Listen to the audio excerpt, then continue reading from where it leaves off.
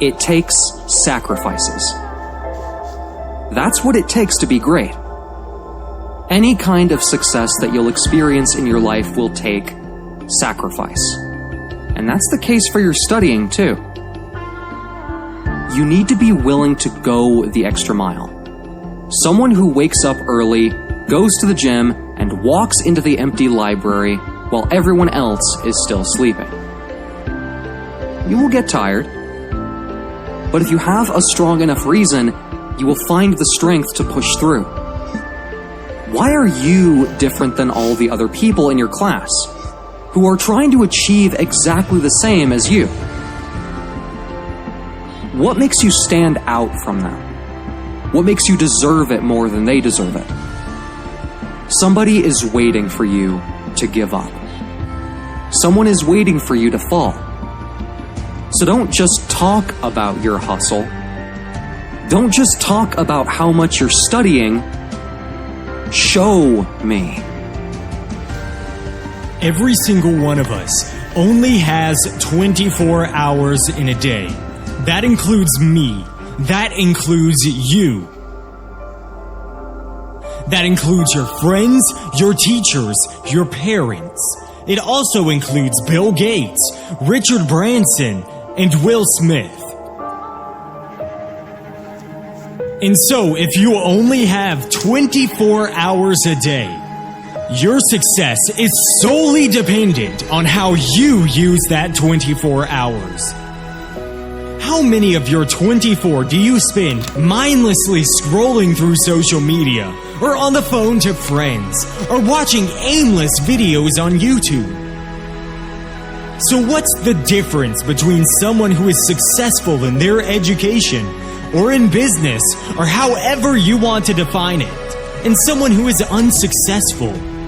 The successful person uses every single hour of their 24 hours wisely. That's it. That's really it. The person failing their exams will be spending much of their 24 hours doing things that do not align with their long-term goals. The person at the top of the class will be spending all of their 24 hours reading, writing, learning, researching, asking questions, planning, preparing, exercising, and eating healthily. Because I can tell you all about your life if you show me your schedule and you stick to it. If there are empty gaps in the schedule where you're not doing anything productive, I know exactly where you're going to be in 10 years' time. You can pass your exams. You can be great at whatever it is that you choose to be great at. But you have to put in the work. You have to want it bad. You have to want it so bad that you're willing to lose sleep for it. You have to want it so bad that you're willing to lose friends over it. You have to want it so bad that you never, ever give up. As Steve Jobs says, I'm here to make a dent in the universe. You will never hear me complain that it's someone else's fault why I'm not getting the grades I have the potential of achieving. If I don't like where I am, I'll work harder. My current situation is a perfect reflection of the hard work or lack of work I put in. When you look at the all-time greats, there's one thing in common among them all. They all have relentless, sickening work ethic. To get to the top, you have to skip watching TV, going to every party, scrolling through social media, and wasting your time on unproductive things. Because while the average student is sleeping, you are hustling.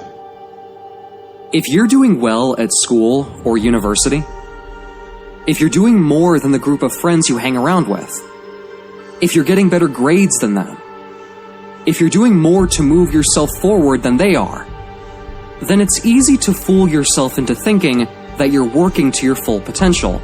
But it depends. It depends where your group of friends have set the bar. Let me explain. If you run the 100-meter sprint with a group of people that can't run as fast as you, of course you'll win, quite easily. It wouldn't take much effort. But if you run against people that are much faster than you might come 6th or 7th place, or even last. but it would push you and inspire you to run faster. It would make you push that little bit more. Instead of training 3 days a week, you might start training 5 days a week. And it doesn't matter that you came in last place.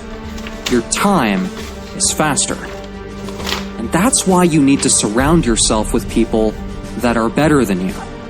It's these people that will push you up and encourage you and motivate you. There's a quote: "You become the average of the 5 people you spend the most time with." Because their characteristics and habits and ways of doing things will rub off on you.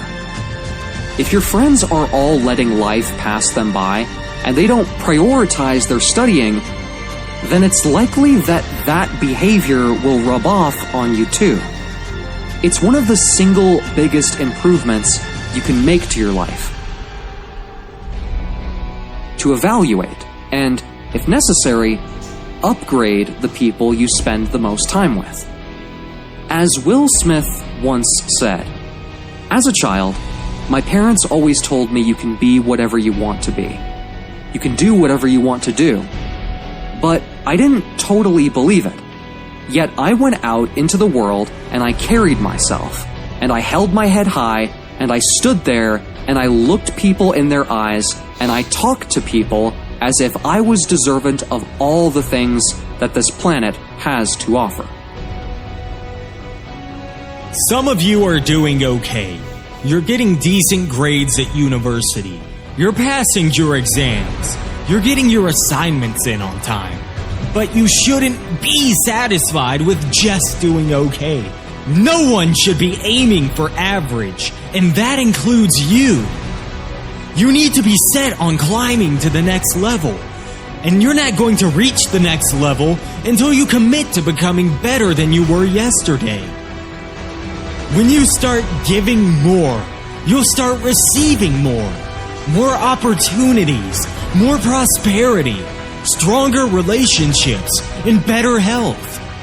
If you push yourself, you can always raise the bar in your life. You have to keep raising the bar. First you set the standard, then you raise the bar.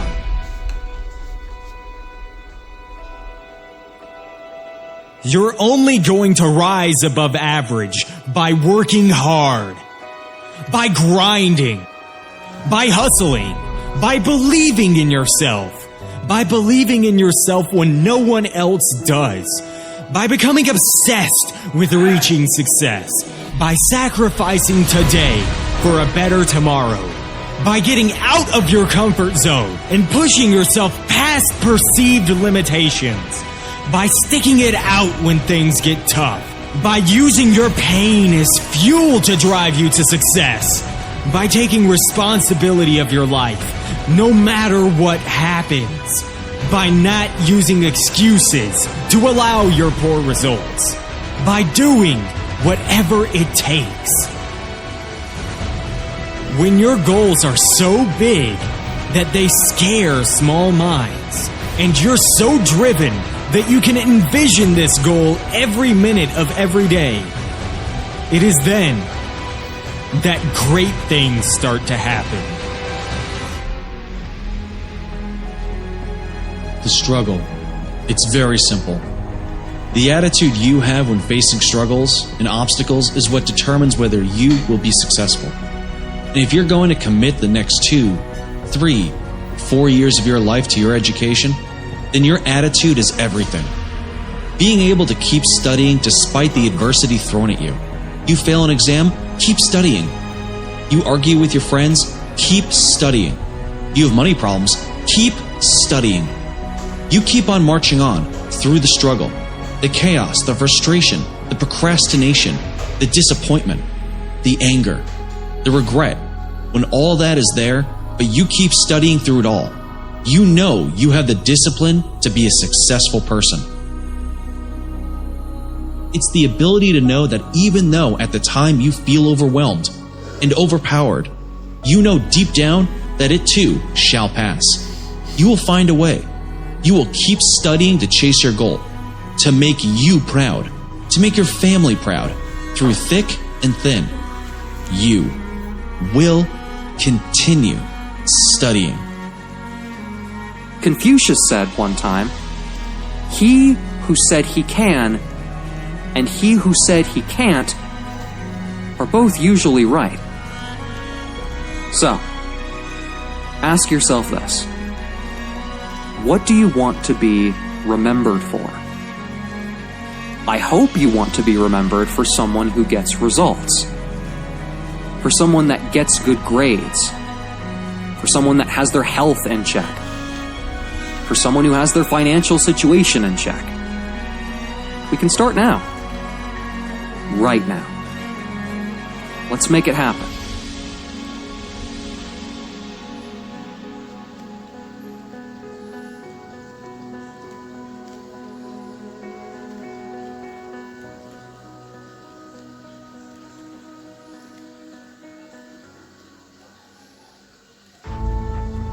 Pressure separates the champions from the contenders, the first from second. Pressure separates the greatest from the great. Most people crumble under pressure. Winners thrive under pressure. Without pressure, there would be no diamonds. And without pressure, there would be no greats. Pressure brings the greatest among us into the light. Without challenges, you would never grow.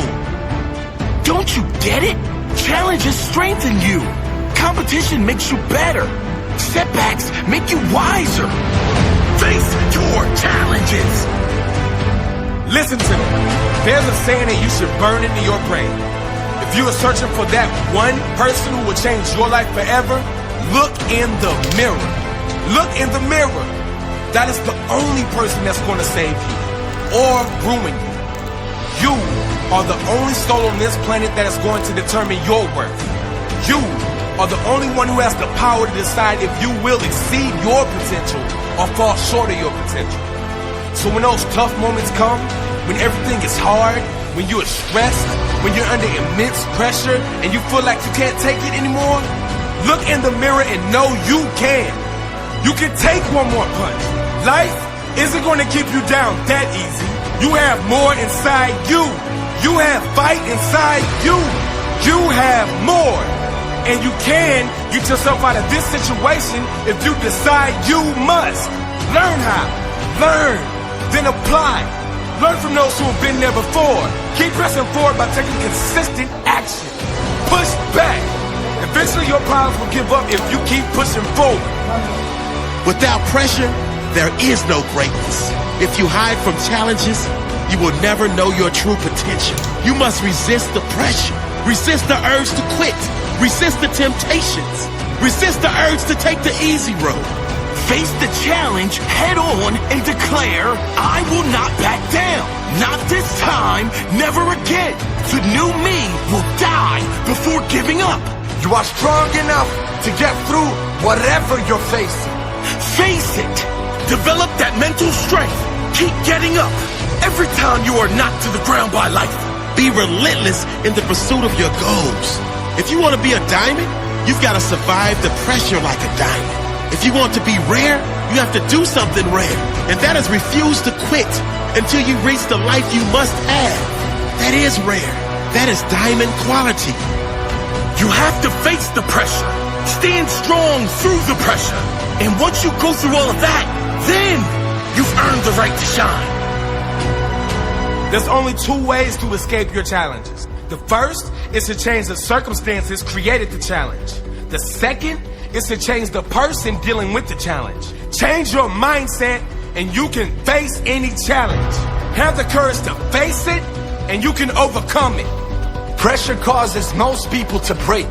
The heavy weight of expectation causes cracks in the minds of the weak, but it strengthens the strong. Just like in the gym, resistance strengthens those who push through the challenge. Resistance strengthens those who feel the pain and push past it. It's perseverance. That's the difference between the top and the bottom. First and second. Failure or achievement. Pride or disappointment. When times get tough, do you quit? Or do you keep going? I keep going. I persevere. I refuse to stop until I reach my goal. You gotta persevere.